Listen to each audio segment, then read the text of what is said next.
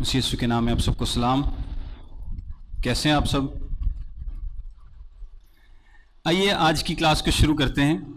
میرے ساتھ دیکھیں پیدائش کی کتاب اس کا دوسرا باب، پیدائش کی کتاب اس کا دوسرا باب، پہلی آیت سے پڑھیں گے۔ لکھا ہے، سو آسمان اور زمین اور ان کے کل لشکر کا بنانا ختم ہوا، اور خدا نے اپنے کام کو جسے وہ کرتا تھا 7ویں دن ختم کیا، اور اپنے سارے کام سے جسے وہ کر رہا تھا 7ویں دن فارغ ہوا۔ اور خدا نے 7ویں دن کو برکت دی اور اسے مقدس ٹھہرایا، کیونکہ اس میں خدا ساری کائنات سے جسے اس نے پیدا کیا اور بنایا فارغ ہوا۔ جو اگلے پیسج کلام کی آیات ہیں ان کو ہم ساتھ ساتھ دیکھتے رہیں گے۔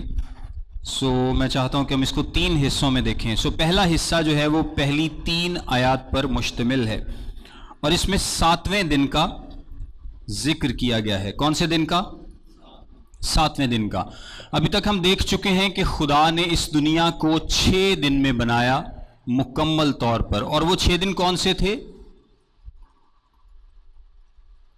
1 2 3 4 5 6 نہیں، 16 ڈیز۔ کون سے تھے؟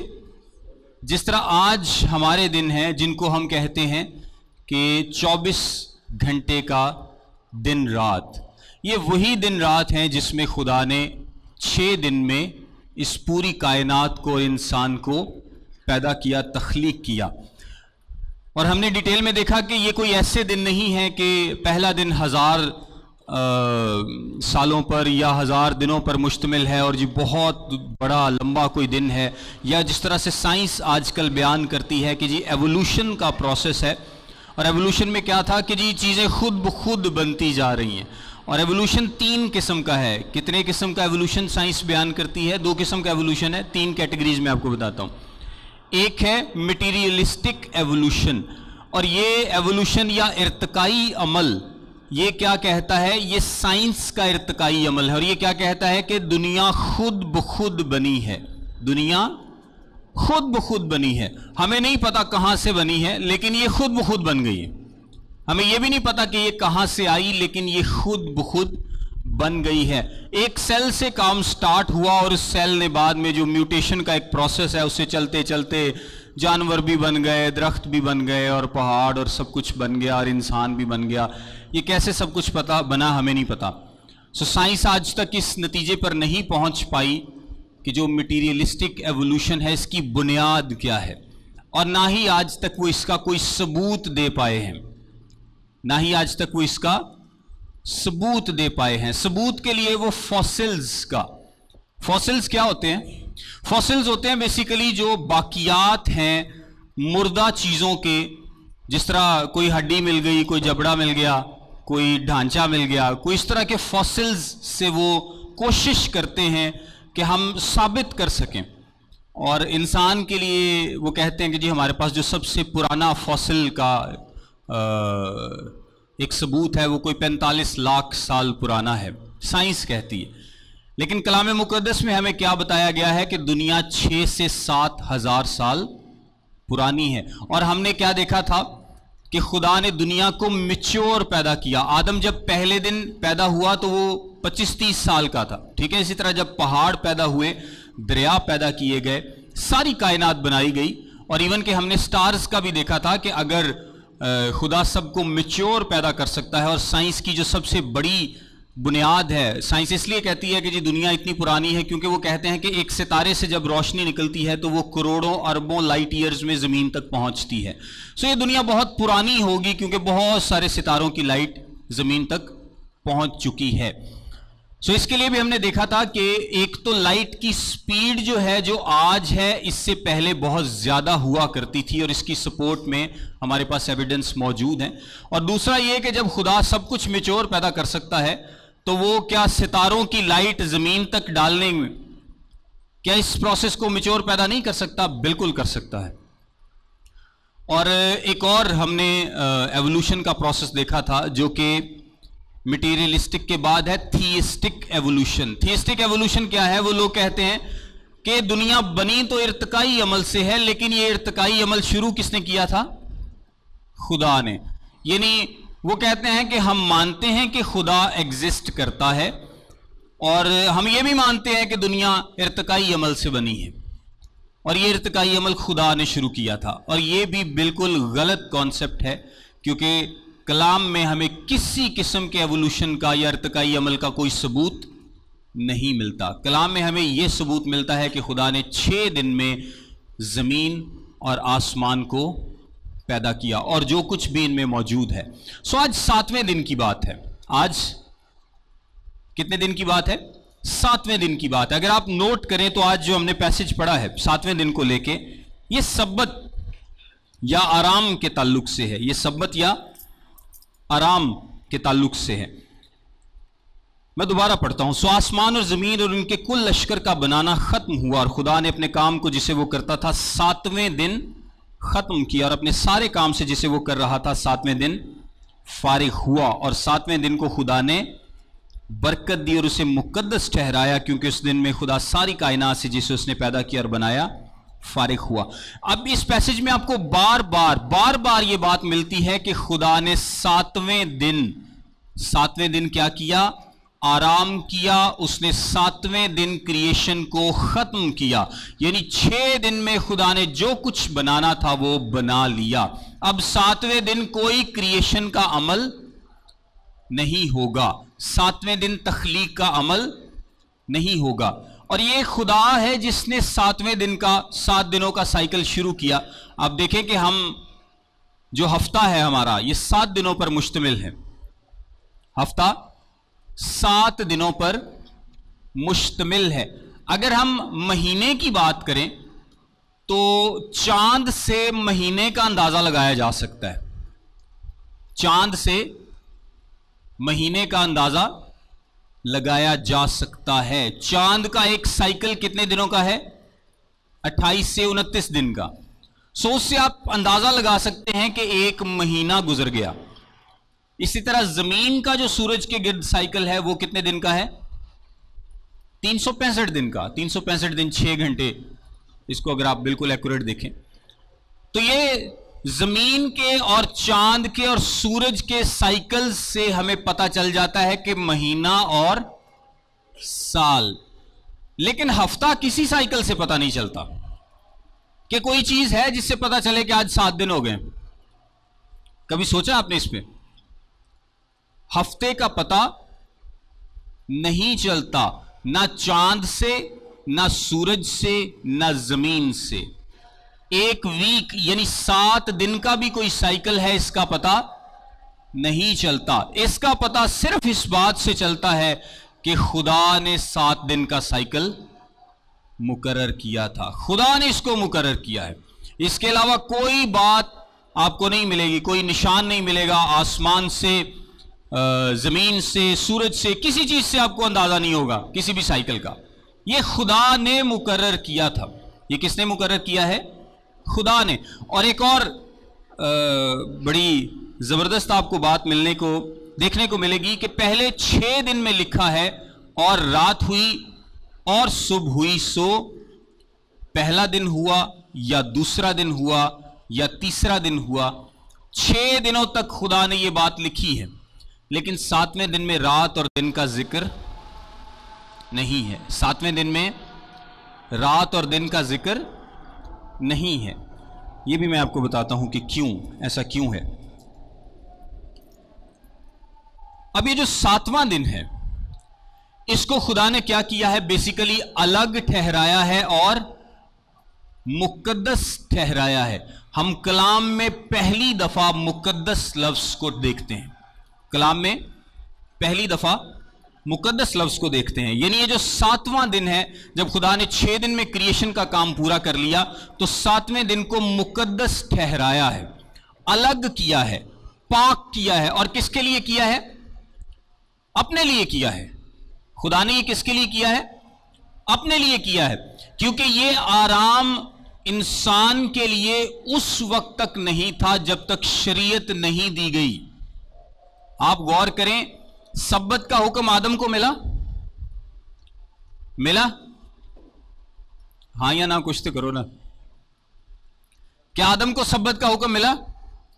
नहीं मिला। क्या इब्राहिम को सब्बत का हुक्म मिला? नहीं मिला। सब्बत के आराम का हुक्म किसको मिला? मूसा को। किसको? मूसा को। सो मूसा से पहले सब्बत का आराम जो है वो इंसान के लिए नहीं था।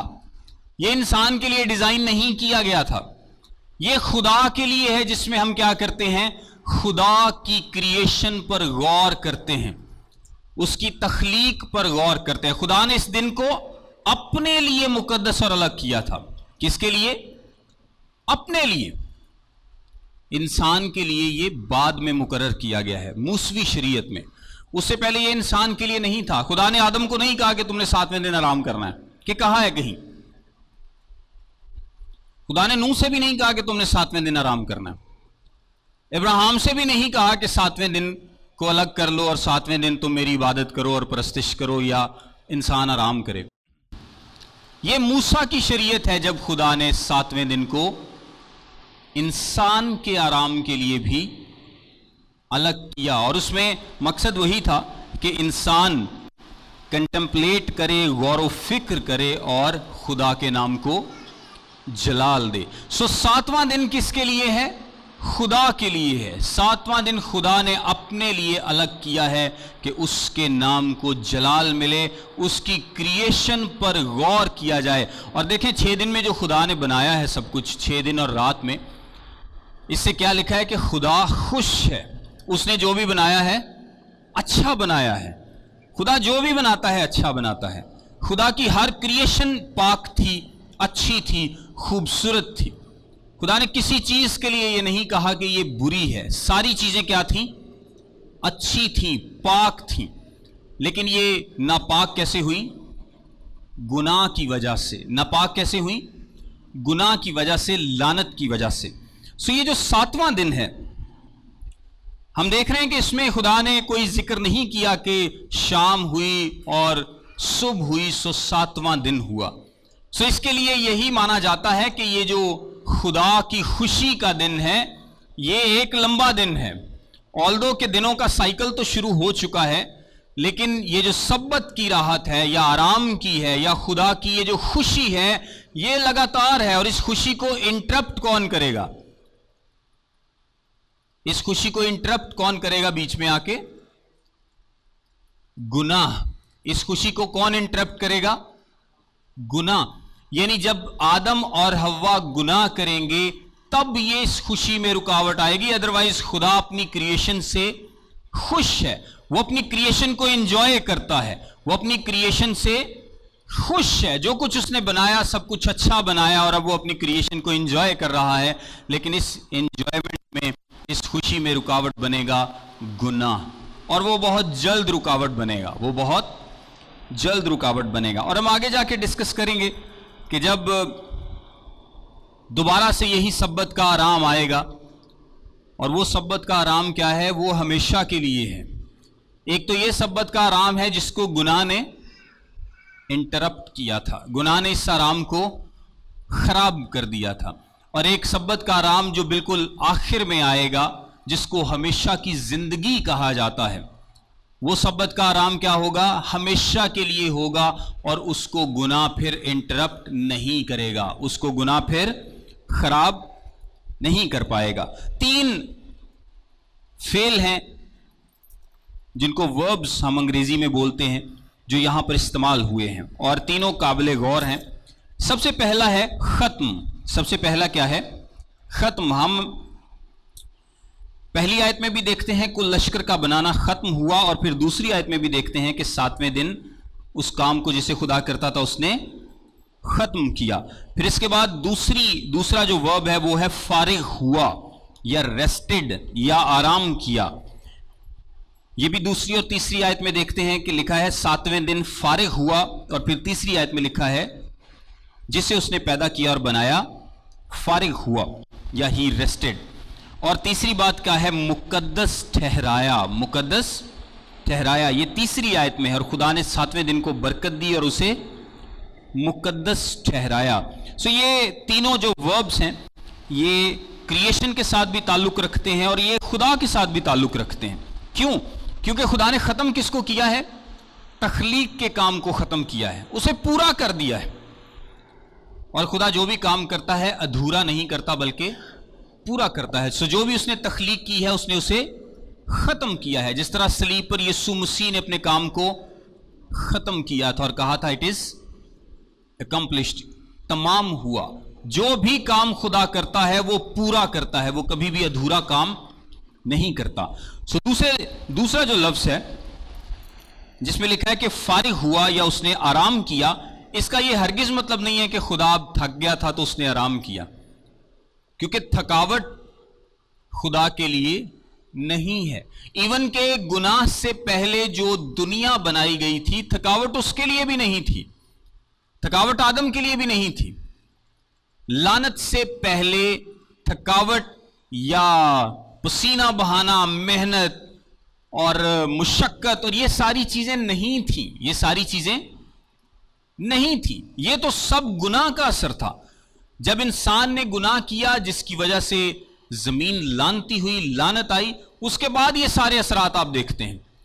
لیکن گناہ کا اثر زمین اور انسان اور کائنات پر پڑا ہے، خدا پر گناہ کا کوئی اثر نہیں ہے. سو خدا تھکتا نہیں ہے، یہ وہ والا تھکنا نہیں ہے. یسایہ کی کتاب اگر اس کا آپ 40واں باب اور 28ویں آیت دیکھیں تو وہاں پر لکھا ہے خداوند خدائے ابدی و تمام زمین کا خالق تھکتا نہیں اور ماندہ نہیں ہوتا، اور ماندہ نہیں ہوتا. پھر زبور 121 اور اس کی 4 آیت میں لکھا ہے دیکھ اسرائیل کا محافظ نہ اونگھے گا نہ سوئے گا. سو خدا تھکتا نہیں ہے، وہ سوتا نہیں ہے، اس کو آرام کی ضرورت نہیں پڑتی. ایسی کوئی بات نہیں ہے کہ جی خدا اب تھک گیا. سو یہ تھکنا نہیں ہے، یہ جو آرام ہے یہ بیسیکلی اس خوشی کو ظاہر کرتا ہے جو کہ خدا کو اپنی کریشن سے تھی، کیونکہ اس نے سب کچھ اچھا اور خوبصورت بنایا ہے. خدا اپنی کریشن سے خوش ہے. یہاں پر اس دن کے تعلق سے اتنا ہی لکھا ہے.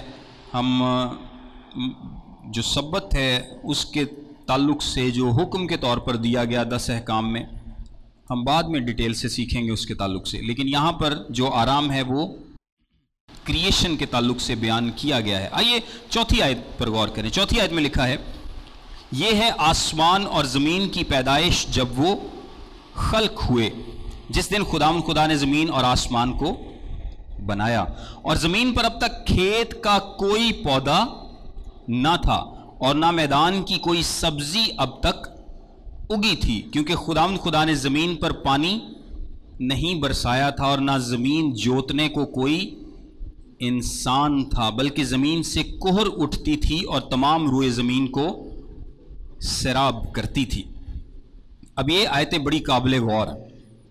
کچھ لوگوں کا خیال ہے کہ یہ جو دوسرے دن کی کریشن ہے اس کو بیان کیا گیا ہے. کون سے دن کی؟ پہلے دن خدا نے کیا بنایا؟ ریپیٹ کیجئے گا. پہلے دن، اور اس کے بعد روشنی کو.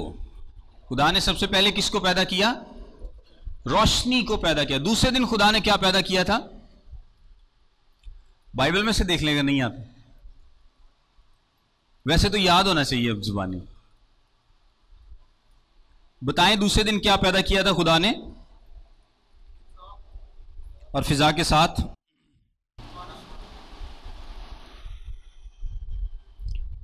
تیسرے دن کیا پیدا کیا خدا نے؟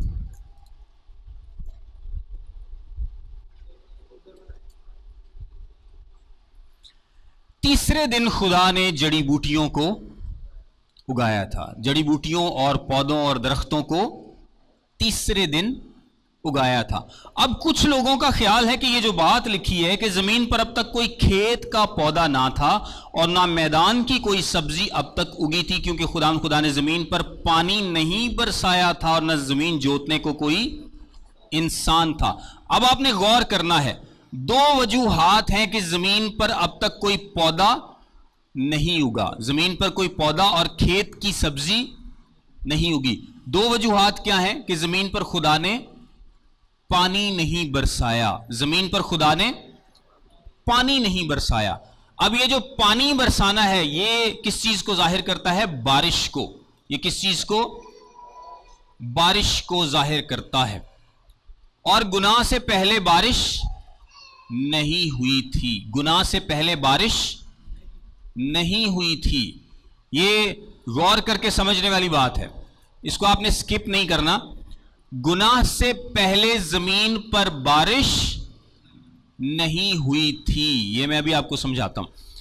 یہ جو بات لکھی ہے یہ تیسرے دن کا اکاؤنٹ نہیں ہے کہ جی ابھی تک زمین پر کوئی پودا یا سبزی نہیں اگی, کیونکہ جو باتیں دو لکھی ہیں کہ ابھی تک بارش نہیں ہوئی اور کوئی انسان نہیں ہے کہ زمین کو جوتے, تو بارش بھی گناہ کے بعد ہے اور زمین کا جوتنا بھی گناہ کے بعد ہے, جو کہ ایک سزا کے طور پر آدم کو کہا گیا تھا کہ اب تو زمین کو جوتے گا اور محنت مشقت کرے گا.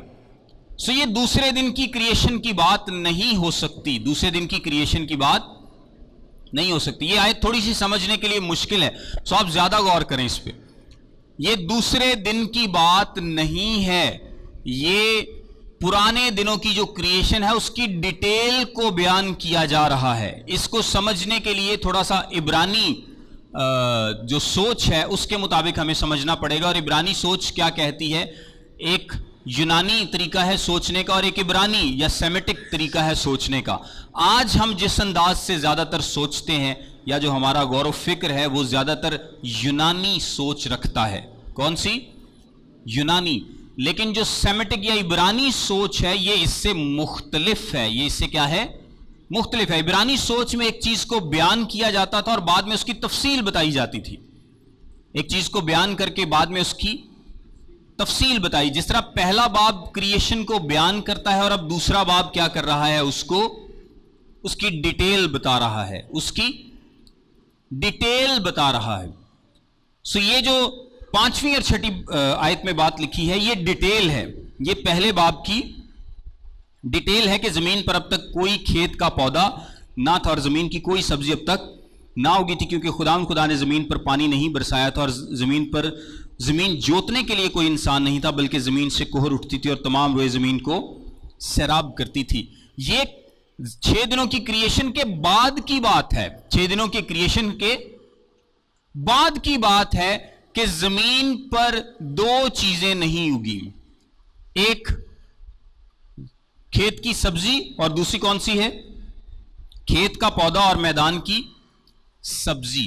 کھیت کا پودا جو ہے وہ اکثر سکولرز اس بات پر ایگری کرتے ہیں کہ یہ جڑی بوٹیوں کو ظاہر کرتا ہے. یہ کس چیز کو ظاہر کرتا ہے؟ جڑی بوٹیوں کو, یا تھورنز اینڈ تھسلز کو, اونٹ کٹارے. کیونکہ جب لعنت آئی تھی تو خدا نے کیا کہا تھا؟ اب زمین تیرے لیے اونٹ کٹارے اگائے گی. زمین کیا کرے گی؟ اونٹ کٹارے یا کانٹے یا جڑی بوٹیاں اگائے گی. اور جڑی بوٹیاں کیا کریں گی؟ جڑی بوٹیاں فصل کو خراب کرتی ہیں. جڑی بوٹیاں فصل کو خراب کرتی ہیں. اور جڑی بوٹیاں اگیں گی کس سے؟ بارش سے. کس سے؟ جب بارش ہوگی تب جڑی بوٹیاں اگیں گی اور وہ فصل کو خراب کریں گی. یعنی انسان فصل اگانے کی کوشش کرے گا. جو لعنت دیکھیں, جب خدا نے آدم کو, ہوا کو, باغ عدن کو بنایا ہے تو سب کچھ بہت اچھا تھا, سب کچھ پرفیکٹ ہے. اور کیا لکھا ہے کہ زمین سے کوہر اٹھتی تھی. اب یہ جو زمین سے کوہر اٹھتی, کچھ لوگ اس کی ٹرانسلیشن کرتے ہیں مسٹ کے طور پہ, جس طرح یہ نمی ہوتی ہے ہوا میں, لیکن اس کی ٹرانسلیشن بیسیکلی کیا ہے کہ زمین کے نیچے سے پانی اٹھتا تھا. اب آپ اس کو سمجھ پائیں گے کہ گناہ سے پہلے جو جتنی بھی جڑی بوٹیاں تھیں وہ کیسے پھل پھول رہی تھیں کہ زمین کے نیچے سے پانی اوپر کو اٹھتا تھا. جو ہائیڈرولوجیکل سائیکل ہے, جس کو ہم واٹر سائیکل بھی بولتے ہیں, وہ کیا کرتا ہے کہ زمین پر سورج کی کرنیں پڑتی ہیں, وہاں سے بھاپ اٹھتی ہے, بادل بنتے ہیں اور وہ بادل بارش برساتے ہیں اور وہ پانی نیچے گرتا ہے.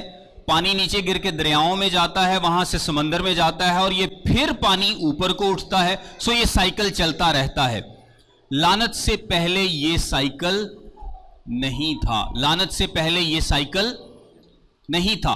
زمین کا یہ طریقہ نہیں تھا پودوں کو اور درختوں کو بڑھانے کے لیے۔ زمین کا طریقہ کیا تھا؟ خدا نے جو طریقہ عدن میں دیا تھا وہ کیا تھا کہ زمین کے نیچے سے پانی اٹھتا تھا، زمین کے نیچے سے پانی اٹھتا تھا اور وہ ساری چیزوں کو کیا کرتا تھا؟ سیراب کرتا تھا۔ یہ سائیکل جو ہائیڈرولوجیکل سائیکل ہے یہ نہیں تھا، یہ سائیکل اس طرح سے نہیں تھا۔ سمجھ آ رہی ہے آپ کو اس بات کی؟ جب تک لعنت نہیں آئی، جو زمین ہے یہ زمین کے نیچے سے جو پانی اٹھتا ہے اس سے سیراب ہوتی تھی۔ یہاں پر یہی بات لکھی گئی ہے کہ کھیت کا کوئی پودا نہ تھا، یعنی کوئی جڑی بوٹیاں نہیں تھی جو آپ کی فصلوں کو خراب کر سکیں، جو فصلوں کو خراب کر سکیں، کیونکہ سب کچھ پرفیکٹ ہے، سب کچھ بہترین ہے۔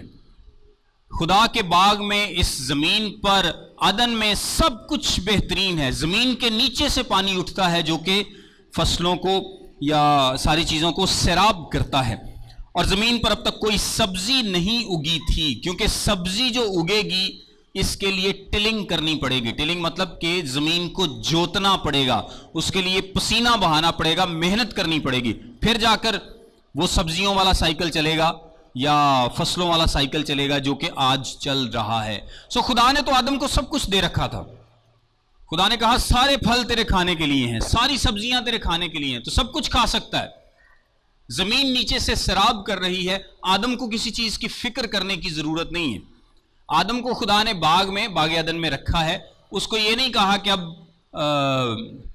وہاں پہ جو اس کا خیال رکھنے کے لیے کہا گیا ہے، آگے ہم جا کے دیکھتے بھی ہیں اس کو، اس کا بیسیکلی مطلب ہے کہ آدم نے اس باغ کا خیال رکھنا ہے، اس نے کوئی محنت مشقت نہیں کرنی، وہاں خون پسینہ نہیں بہانا جا کے کہ وہ جناب کاشتکاری کرے اور پھر دھیان رکھے، اور جڑی بوٹیاں اس کی فصلوں کو خراب کر رہی ہیں تو اب وہ جڑی بوٹیوں کو نکالے اور پھر محنت کرے۔ اور بارش کا کانسیپٹ ہی نہیں ہے، بارش تو بھی ہوئی نہیں، کیونکہ بارش ایک انپریڈکٹیبل چیز ہے۔ بارش کیا ہے؟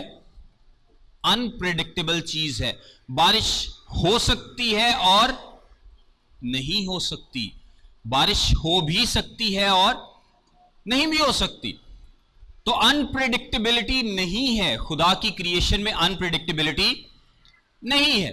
گناہ سے پہلے کوئی انپریڈکٹیبلٹی نہیں ہے کہ آدم اب یہ سوچے کہ ہو جو میں نے فصلیں بوئی ہیں کہیں ان کو جڑی بوٹیاں نہ خراب کر دیں، پتہ نہیں مینہ پینا ہے کہ نہیں پینا، ایسا کچھ نہیں ہے، کیونکہ زمین کے نیچے سے پانی اٹھ رہا ہے اور وہ ان چیزوں کو سیراب کر رہا ہے، اور آدم کیا کر رہا ہے؟ صرف محظوظ ہو رہا ہے، لطف اٹھا رہا ہے، اور ان چیزوں کا ایک طرح سے کہہ لیں کہ دھیان رکھ رہا ہے، کیونکہ ان کو خراب کرنے والی کوئی چیز ہی نہیں ہے۔ جب لعنت نہیں ہے تو جڑی بوٹیاں نہیں ہیں، اس کو بارش کی فکر نہیں ہے کہ بارش ہوگی کہ نہیں ہوگی، پتہ نہیں ہے درخت ودنا ہے کہ نہیں، کیونکہ بارش نہ ہوئی تو کیا ہوگا، کیونکہ اس وقت تو بارش کا کانسیپٹ نہیں ہے، بارش ابھی برسی نہیں ہے، نہ جڑی بوٹیاں ہیں، نہ بارش ہے، نہ کوئی فکر ہے، ایک پرفیکٹ ماحول ہے، اور زمین کے نیچے سے پانی کی فراوانی ہے۔ اور کہا جاتا ہے کہ جب 1000 سالہ بادشاہی ہوگی تو خدا دوبارہ سے اس فراوانی کو بحال کرے گا۔ کیوں کیا لکھا ہے کلام میں؟ کہ بیابان جو اجاڑ جگہیں ہیں وہ بھی کیسی ہو جائیں گی؟ سرسبز ہو جائیں گی، وہ بھی سرسبز ہو جائیں گی۔ لعنت کی وجہ سے جو ایک انپریڈکٹیبلٹی آئی، جس میں ہم اندازہ ہی نہیں کر سکتے کہ بارش ہوگی یا نہیں ہوگی، ہماری فصل ہوگی یا نہیں ہوگی، یا کیسی ہوگی، سو آدم کو یہ فکر نہیں تھی، آدم کو یہ فکر نہیں تھی۔ سو اگر میں دوبارہ پڑھوں تو میرا خیال ہے کہ آپ کو اب سمجھ آ جائے گی 5ویں آیت سے۔ اور زمین پر اب تک کھیت کا کوئی پودا نہ تھا اور نہ میدان کی کوئی سبزی اب تک اگی تھی، کیونکہ خدا نے زمین پر پانی نہیں برسایا تھا، اور نہ زمین جوتنے کے لیے کوئی انسان تھا، بلکہ زمین سے کہر اٹھتی تھی اور تمام زمین کو سیراب کرتی تھی۔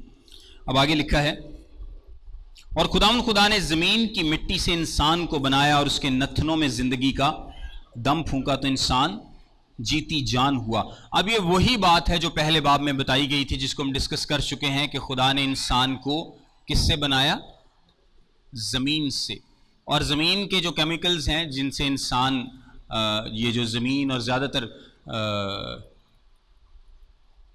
डस्ट है, ये बनी है, ये आपको पता है कि हाइड्रोजन, कैल्शियम और एक और एलिमेंट है जिनसे ये सारी चीजें बनी है। और इंसान भी इन्हीं से ही बना है, इंसान भी इन्हीं से ही बना है। इसीलिए जब वो डिकम्पोजिंग शुरू होती है तो वो फौरन क्या होता है, जमीन की मिट्टी में मिक्स हो जाता है, जमीन की मिट्टी में मिक्स हो जाता है, डिकम्पोज हो जाता है, मिट्टी के साथ मिट्टी हो जाता है, उसका पता भी नहीं चलता कि यहां कि कभी कोई चीज थी।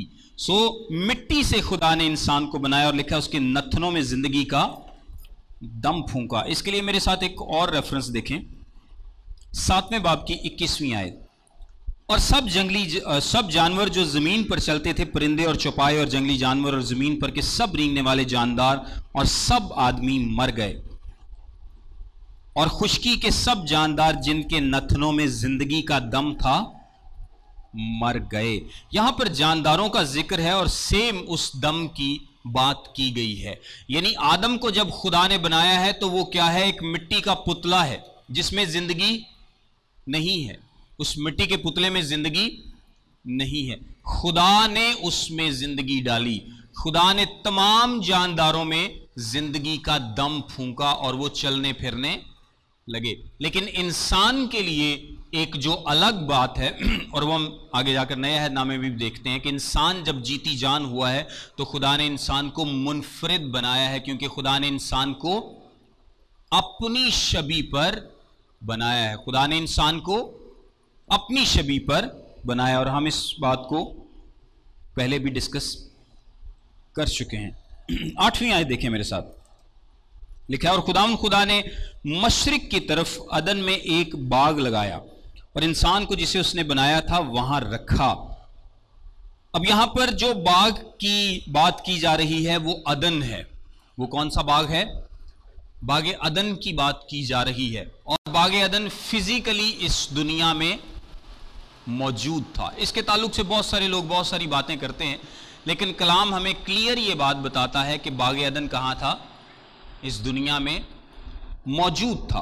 और लिखा है वो उसकी लोकेशन क्या है, मशरिक की तरफ। अब ये जो मशरिक है, क्योंकि उस खुदा के लिए तो कोई मशरिक मगरिब नहीं है, जमीन गोल है, खुदा के लिए कोई मशरिक मगरिब नहीं है। लेकिन कलाम में जिस तरह से बार बार रेफर किया गया है, ये मशरिक कौन सा मशरिक है? पाक जमीन से। कौन सी जमीन से? होली लैंड से, इसराइल के मशरिक में, इसराइल के मशरिक। अक्सर जब आपको हवाला मिलेगा इस तरह से डायरेक्शन का, तो वो किससे डायरेक्शन ली जाती है? होली लैंड से, पाक जमीन से, यानी इसराइल से। इसराइल की मशरिक में था। और खुदा ने हर दरख्त को जो देखने में खुशनुमा और खाने के लिए अच्छा था जमीन से उगाया, और बाग के बीच में हयात का दरख्त और नेकोबद की पहचान का दरख्त भी लगाया। अब अगर अदन की थोड़ी सी बात करें तो ये जो अदन है, जो बाग अदन है, ये खुदा ने एक सेपरेट बाग बनाया था आदम के रहने के लिए। वैसे तो खुदा ने सारी ज़मीन बनाई और ज़मीन पर दरख्त भी थे, जानवर भी थे, समंदर भी थे, सब कुछ था। लेकिन एक खास घर आदम के लिए बनाया गया, एक अलग डेजिग्नेटेड प्लेस आदम के लिए बनाई गई, जिसमें वो रहे और उसको एंजॉय कर सके, उससे महजूज हो सके, उससे लुत्फ उठा सके और खुदा की क्रिएशन के लिए उसके नाम को जलाल दे सके। एक खास डेजिग्नेटेड प्लेस थी बाग अदन। और ये बाग अदन बहुत बड़ा था, इसमें बहुत सारे खुदा ने दरख्त लगाए। इससे हमें ये नहीं मालूम कि कितनी किस्मों के दरख्त इसमें थे, लेकिन कलाम से हमें पता चलता है कि जो चुने हुए खास दरख्त थे वो खुदा ने बाग अदन में लगाए थे, यानी जो दिखने में खूबसूरत हैं। आप बहुत सारे दरख्तों को देखते हैं, कुछ आपको खूबसूरत लगते हैं, कुछ ज़्यादा खूबसूरत लगते हैं। तो जो खुदा के चुनीदा दरख्त हैं वो खुदा ने बाग अदन में लगाए थे। मेरे साथ एक हवाला देखें, हिजकियेल की किताब उसका 28वां बाब, हिजकियेल की किताब उसका 28वां बाब और उसकी 12वीं आयत से।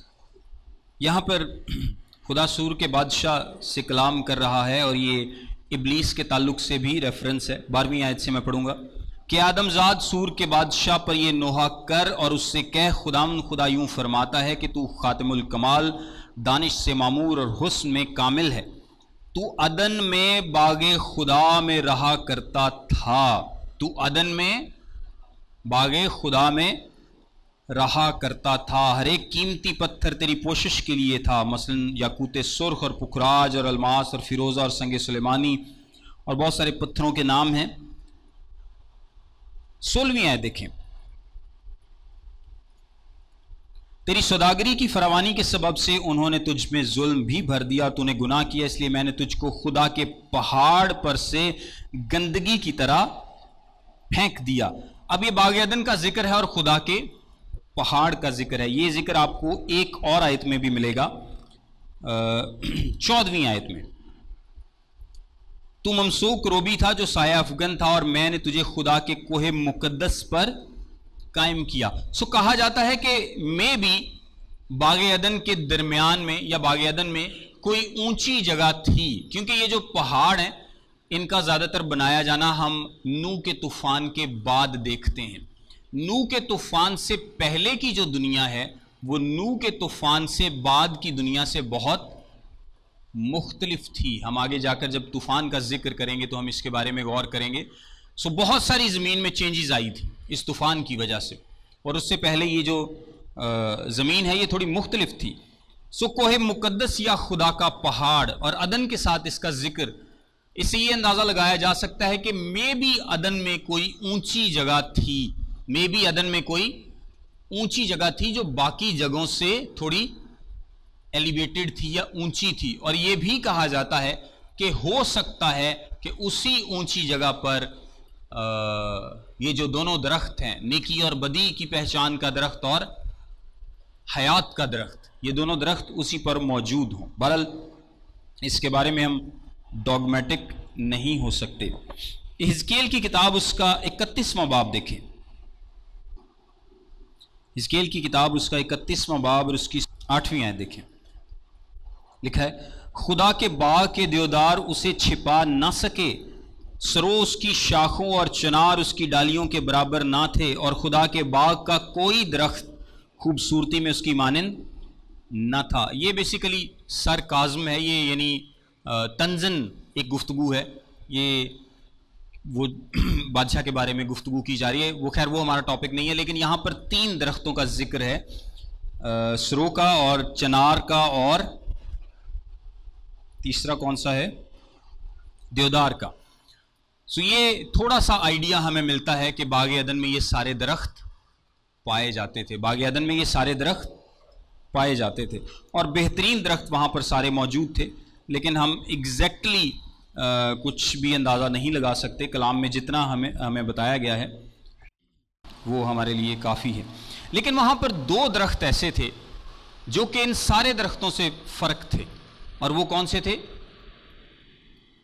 ایک حیات کا درخت اور دوسرا نیکی اور بدی کی پہچان کا درخت۔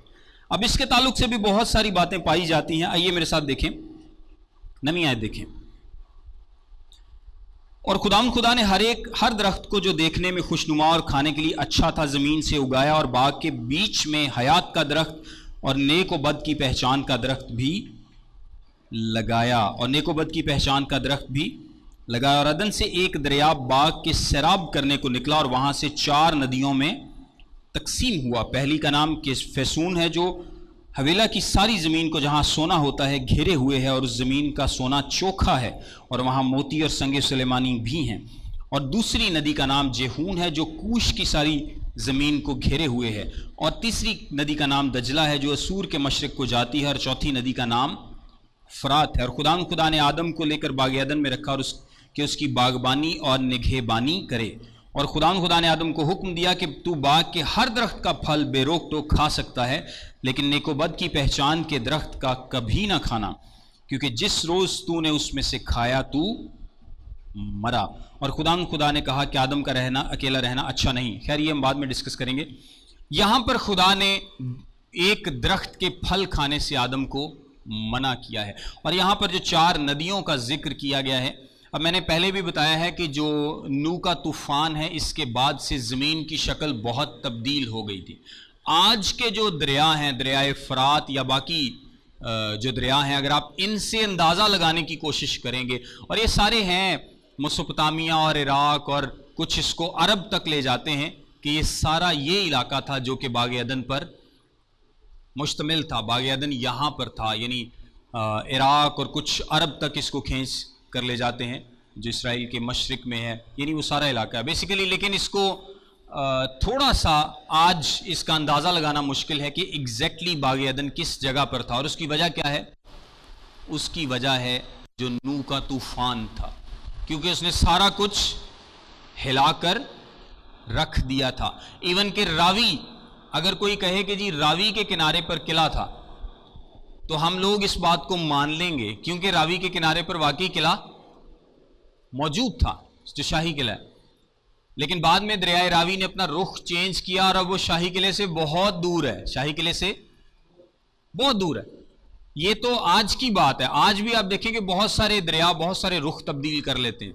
सो इन दरियाओं की लोकेशंस जो बताई गई हैं, इन लोकेशंस से बाग का एग्जैक्ट आइडिया लगाना जो है वो इतना आसान या शायद मुमकिन ही नहीं है, क्योंकि नूह के तूफान में ये सारा कुछ दरहम बरहम हो गया था, आगे पीछे हो गया था। सो हम इसका अंदाज़ा नहीं लगा सकते। लेकिन यहाँ पर जो एक अहम बात बताई गई है, जो हम बेहतरीन इस बात से सीखते हैं, वो ये है कि बाग अदन इस दुनिया में ही मौजूद था और खुदा ने 2 दरख्त उसके सेंटर में लगाए थे और उनके फल, जो नेकोबद की पहचान का दरख्त था, उसके फल को खाने से मना किया था।